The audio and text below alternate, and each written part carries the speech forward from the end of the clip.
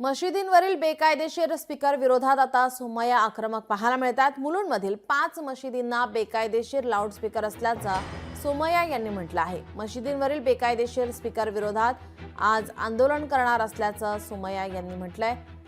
किरीट सोमय्या यांनी ट्विट केलेलं आहे। मुलुंड पोलिसांनी मुलुंडमधील 5 मशिदींना बॉक्स स्पीकर लावण्याची परवानगी दिली आहे, परंतु या 5 मशिदींमध्ये मोठ्या आकाराचे लाऊडस्पीकर बेकायदेशीरपणे लावले आहेत।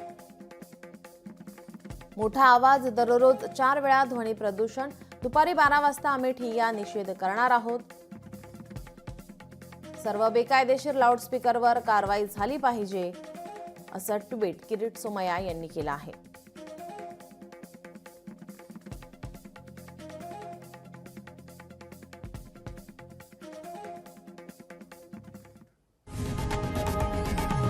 लोकशाही मराठी ऐका, पहा, जागरूक रहा।